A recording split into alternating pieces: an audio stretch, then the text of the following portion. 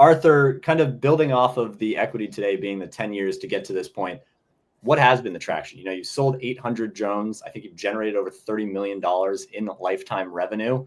You know, how has that continued to drive and really accelerate in recent years? Yeah, so Hylio has been an interesting case. If you look at our P&Ls over the years, we made almost no money. I think there's a similar parallel to like Uber, for example, like Travis Kalanick. Like I think that was like already a 10 or 15-year-old company by the time everyone learned their name. They made nothing for the first 10 or 15 years.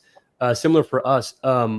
We made just barely enough to scrape by. And then it wasn't until 2019, 2020, that's actually when the regulations, let's say, coagulated enough to a form where it was actually feasible for an American farmer to buy and use this thing. So the regulations had to be in place first for us to actually start selling these en masse. But also this is when a lot of the spray drone technology first hit the US market, not just from Hylio, but from some of these foreign competitors. So the market was familiar with the idea. And it just took off like, frankly, just like gangbusters. I mean, year over year, we've grown pretty dramatically. And again, this is like, we are a hardware heavy company. So you don't typically see, especially a young startup like ours, having such good growth, maintaining profitability, and, you know, just taking more market share year over year. So we've been doing really well. And this is like, mostly because, yes, we're strategic and we were smart, we were lucky, but the market demand is just so strong. The demand signals are so powerful because traditional ag equipment is just, it's a broken business model.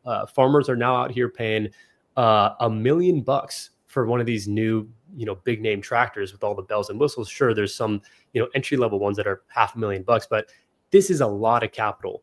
And so they look at that, or they look at, hey, one of Hylio's drones for $50,000, a tenth of the cost can do a lot of the same stuff, if not more stuff in different circumstances. And that just works. So the demand has been very strong. We've actually sold close to 1,000 drones to date. We are just now, so we just finished up a new 40,000 square foot facility. So we could do, let's say, about 1,000 drones per year in production right now, but we hope to be able to get to about 5,000 or more per year in the next 2 to 3 years, which would, I think, still only service, let's say, 30% of the market demand. I believe, based on our internal estimates, that the US market can support 15 to 20,000 spray drone units per year, and that's only going to keep growing from here. So the more Hylio can build, the more we're going to sell. Simply put, the demand is extremely high. It's way outpacing supply right now from Hylio, or let alone the entire industry. No, I think as an investor, the way I look at this deal is you're pouring gasoline on a fire that's already lit. And how fast it burns is really about executional skills. And what happens next in terms of how they execute, expanding production, getting up to 5,000, you know, I mean, the whole idea is scaling it now. That's it. So, you know, the other way to look at it that I always ask my team when we look at deals, how does this go to zero? How does it go to zero?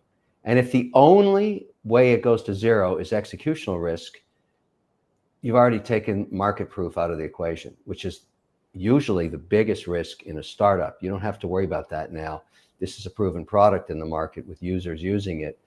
So the real risk is executional risk. And if you've been alive for 10 years, you understand there's probably enough skill to continue to grow it. And that's, in a way, conceptually, it's been de-risked from a startup. That's in a space that can't be disrupted because it's food.